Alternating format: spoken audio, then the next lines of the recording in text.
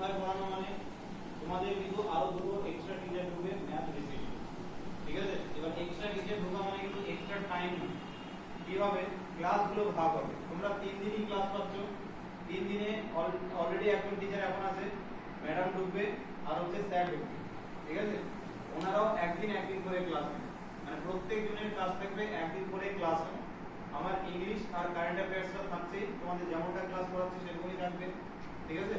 বাকি অভিষেক স্যারের জিকে থাকছে, যতটা পার্ট ওনার করার সেটা করাবি। পরের মাস থেকে কিন্তু আরো দুইজন ঢুকবে এবং আলাদা আলাদা করে ক্লাস হবে। অঙ্কের ক্লাসে বারবার করে বলেছি যে অঙ্কের ক্লাসটা কি হবে, অঙ্কের ক্লাসটা হবে তোমরা যেটা বুঝবে, মানে যেই অঙ্কটা করানো হবে সেম অঙ্ক বাড়িতে গিয়ে ওই অঙ্কটাই করবে, অন্য অঙ্ক করবে না। কারণ অঙ্কে এই বছর কিন্তু 25-25ই লাগবে, না হলেও 20 প্লাস, মানে প্রত্যেকটা জায়গায় 20 প্লাস। এবার অঙ্ক দেখবে যে পড়ানোর পরে 3-4 মাস পড়ানোর পরে বা কোনো একটা টপিক অঙ্কে বারবার করে প্র্যাকটিস করার পরে তোমার মনে হবে যে আমি অঙ্কগুলো পারছি, ঠিক আছে। কিন্তু সমস্যা হবে কি টাইম নিয়ে, কারণ পরীক্ষায় তোমাকে এক্সট্রা টাইম দিবে। পরীক্ষায় তোমার একটাই ওই নির্দিষ্ট টাইমই থাকবে, এক্সট্রা টাইম পাবে না। তার মানে আমাকে শুধু অঙ্ক পারলে হবে না, অঙ্কটা ফাস্ট করতে হবে, মানে শর্টকাট ট্রিক্স অঙ্ক করতে হবে।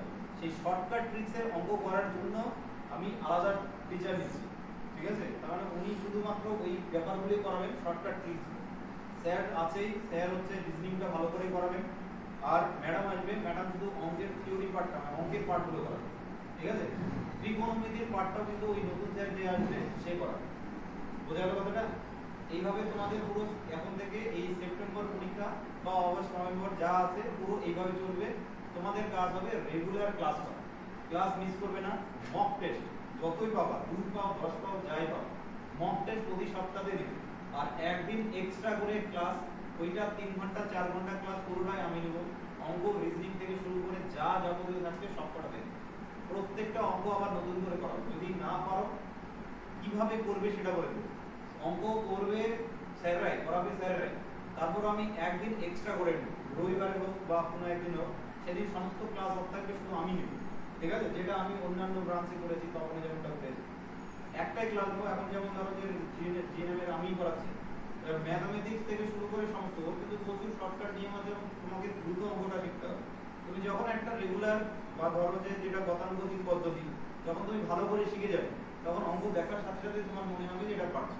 আর বাকি যেটা বইয়ের ডিটেলস পড়ানো হচ্ছে, অঙ্ক করানো হচ্ছে, ধরো সুবীর দাস করানো হচ্ছে, আগরওয়াল করানো হচ্ছে, এইগুলো কিন্তু করানোর পরে আমাদের যে সাজেটিভ মানে সাজেশন দেওয়া হচ্ছে, ওই সাজেশন ধরে আবার অঙ্ক করানো, যাতে তোমাদের কোনো অঙ্ক না মিস হয়। আর মনে রেখো, যে কোনো অঙ্ক হোক রিজনিং হোক, 10টা 15টা করে রুলস থাকে। তার মানে তোমার ওই 10টা অঙ্কই করা উচিত, তোমার এক্সট্রা না। আর এক্সট্রা অঙ্কটা তুমি বাড়িতে প্র্যাকটিস করবে, ওই 10টা অঙ্ক দিয়ে 100টা অঙ্ক তোমাকে প্র্যাকটিস করবে।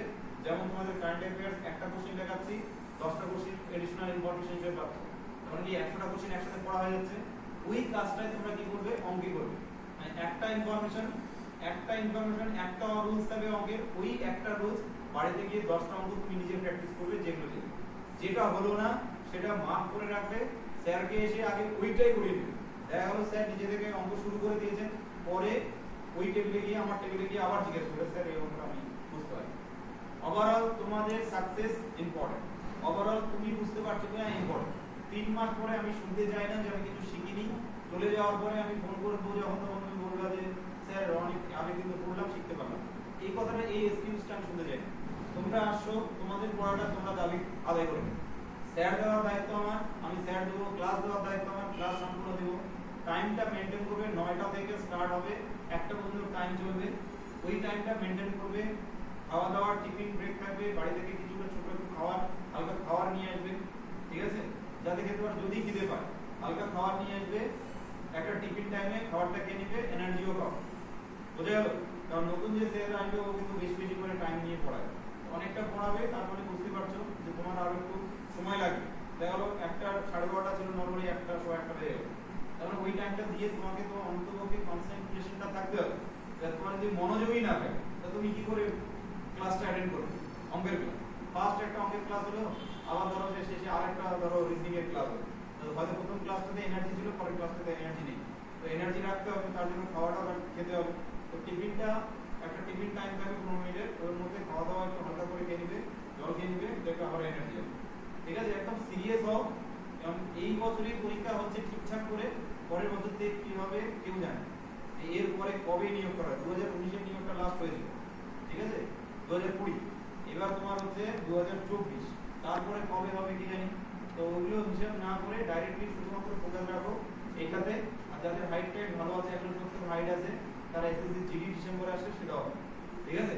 যে কোনো একটা মানে আমাদের ডাব্লিউপি রেজাল্ট হতে হতে অনেক টাইম লাগে, তার থেকে সেন্টার গুলো তাড়াতাড়ি বেজে, ঠিক আছে। তো এসএসসি জিডি তে থাকছে ডাব্লিউপি কেপি একদম ফুল টার্গেট, বাকি যে গুলো থাকছে সেই অনুসারে ভাগ করার চিন্তা ভাবনা চলছে, বোঝা গেল। তাহলে তোমাদের কাজ হবে পড়াটাকে কমপ্লিট করা, যেদিনে পড়া সেদিনে পড়াবে, বুঝতে পারলে। তুমি যেদিন দিতে যাবে না, হ্যাঁ ভালো করে পড়বে। আর মাঠ হবে, হ্যাঁ আজকে রোদের জন্য মানা করেছিলাম, সবাই ক্লাস নেওয়ার জন্য মানা করেছিলাম। আর মাঠটা যাদের যাদের থাকবে রেগুলার হবে। আরেকটা মেয়ে আছে, ওর তোমাদের আলাদা করে মেয়েদের মাঠ করা, অনেকের হাইট ইস্যু আছে, ও জানে যে হাইটটা কিছু করলে 2 ইঞ্চি 2.5 ইঞ্চি পর্যন্ত হাইট বাড়ানো যায় যদি লাগে, ঠিক আছে। আর তাই আরো আমরা 7-8 ইঞ্চি 10 ইঞ্চি এগুলো হবে, ঠিক আছে। 2 ইঞ্চি 2.5 ইঞ্চি পর্যন্ত হাইট বাড়ানো যায়, কিছু ড্রিলস আছে সেগুলো রেগুলার প্র্যাকটিস করবে। তো ওগুলো শিখিয়ে দিবে, আসবে, ঠিক আছে।